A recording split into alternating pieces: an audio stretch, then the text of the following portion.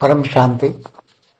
आज मैं बताऊंगा कि पितृदोष किसको लगता है, पितृदोष क्या है, पितृदोष किसे लगता है और कैसे उसका निवारण होता है। पितृदोष के निवारण के लिए जो भक्ति मार्ग में होते हैं वो कहीं ना कहीं, जैसे गुजरात में नर्मदा नदी है उसके किनारे जाकर उसको मुक्ति कराते हैं, पितृदोष की मुक्ति कराते हैं। वहां एक विधि होती है, तो वो विधि से पितरों की मुक्ति हो जाती है। कई लोग गंगा के किनारे या अन्य नदियों के किनारे जाकर पितरों की मुक्ति कराते हैं, या फिर कई जगह पितरों को, जो भी पितृ होता है, पितरों में माता पिता भी होते हैं, दादा दादी भी होते हैं, कई और भी पुराने जो पितृ होते हैं बैठे होते हैं, घर में होते हैं। वो घर में ही रहकर अपने बच्चों को परेशान करते हैं, अपने परिवार को परेशान करते हैं, बहुत दुखी करते हैं। इसलिए जो भक्ति मार्ग वाली आत्मा होती हैं वो उसका निकालने के लिए फिर कई ओझाओं के पास जाती हैं। तो कई ओझा उसको घर में भी बिठाते हैं कि भाई उसको घर में अपने पूर्वजों को फिर घर में बिठाओ और उसकी साल में 6 महीने में एक बार उसकी पूजा करो, उसको खाना दो, जो मांगे वो दो। तो ऐसी तरह अलग अलग बहुत उपाय होते हैं। कई बार पितरों को तर्पण भी किया जाता है, श्राद्ध में पितृ तर्पण कहते हैं। श्राद्ध में पितृ तर्पण से भी पितृ खुश हो जाते हैं, तो उसको फिर पितरों की मुक्ति होती है। मगर हर श्राद्ध में पितृ मुक्ति के लिए कोई न कोई विधि कराते हैं। तो भक्ति मार्ग में जैसे बहुत ऐसे आपको एग्जाम्पल मिलेंगे, पितृ तर्पण, पितृ मुक्ति, पितृ को मोक्ष देना, ये सब अलग अलग बहुत सारी विधियां हैं। मगर ज्ञानियों के लिए तो एक ही विधि, आत्मदर्शन, आत्मस्वरूप में रहो, वेद के परम पिता को याद करो, पावर रहो और अपना ओरा बढ़ाओ, आत्मा की शक्ति बढ़ा के ओरा में रहो। तो ऐसा घर में कोई भी पितृ होगा तो पावर आपका ओरा इतना बढ़ेगा, इतना बढ़ेगा, घर लाइट हाउस बन जाएगा, तो उसमें उसको भी पावर मिलेगा। और जब आप ज्ञान सुनते हो तो ज्ञान भी वो भी सुनेगा। पितृ घर में होगा तो ज्ञान सुनेगा। अगर उसकी आत्मा की कैपेसिटी है तो ज्ञान सुन के ज्ञान को भी धारण करेगा और पावर भी, परम शांति के वाइब्रेशन लेगा और वो भी परम शांत हो जाएगा। और उसके बिना तो कोई किनारा नहीं है ना, क्योंकि परम शांति के वाइब्रेशन से ही आत्मा को परम शांति मिलती है। या तो ये ऐसी बहुत पापी आत्मा है तो घर से भाग जाएगी, ये सब सहन नहीं पाएगी, या परम शांति के वाइब्रेशन कई आत्माएं नहीं सहन कर पाएगी, या ज्ञान नहीं समझ पाएगी, या घर में जो आपका ओरा की लाइट है उसमें वो रह नहीं पाएगी आत्माएं, इसलिए घर छोड़कर भाग जाएगी। और कभी कोई भी आत्मा, बेहद की आत्माओं को जिनका आत्मस्वरूप का थोड़ा अनुभव है, ज्ञान है, तो उनको कोई भी आत्मा तंग नहीं कर सकती।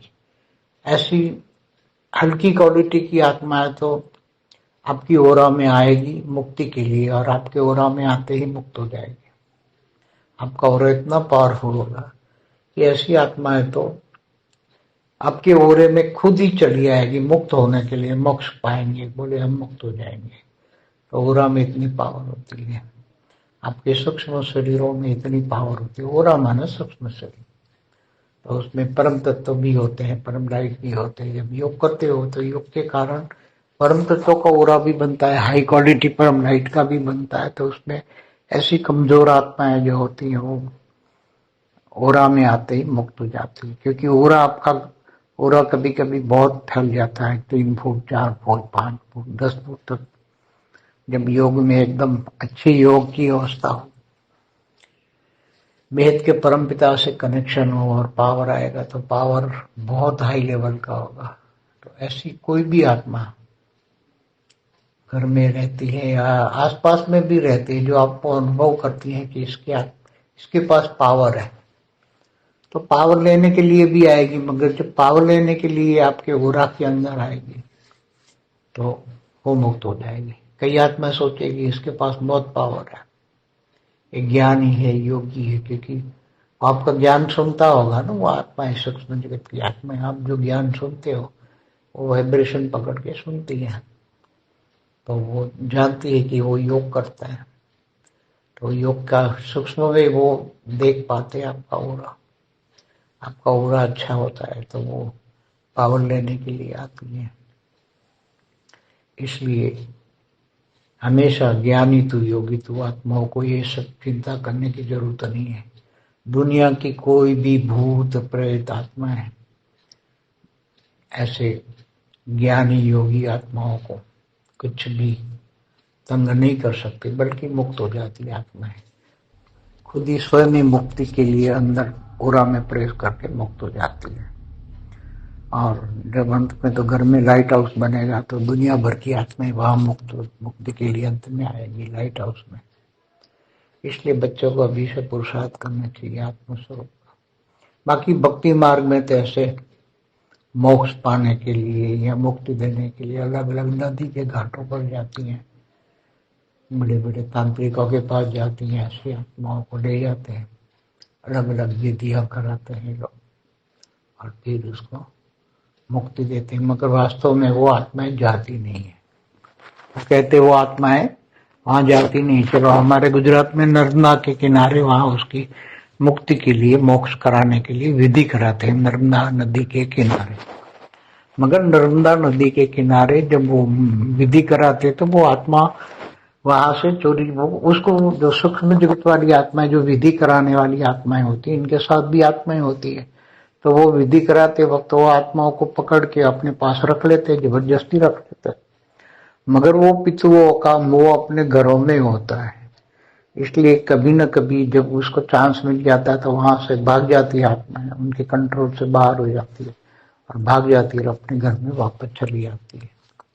ऐसा ही होता है सब कुछ। तो उनको वास्तव में मोक्ष देना है तो ऐसी आत्माओं को योग बल से ही, परम लाइट से ही, परम पावर से ही मोक्ष दे सकते हैं। परम लाइट के बिना मोक्ष नहीं दे सकते।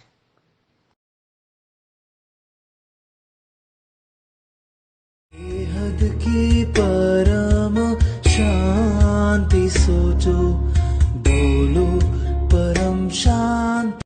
Join us daily for our morning live meditation, Monday to Saturday, 5:30 to 6:30 a.m. Join us daily for live meditation, 10 p.m. to 11 p.m. on YouTube Live. Subscribe now. Website www.paramshanti.org. Email us anand@paramshanti.org. Like, share, subscribe. Join today. बेहद की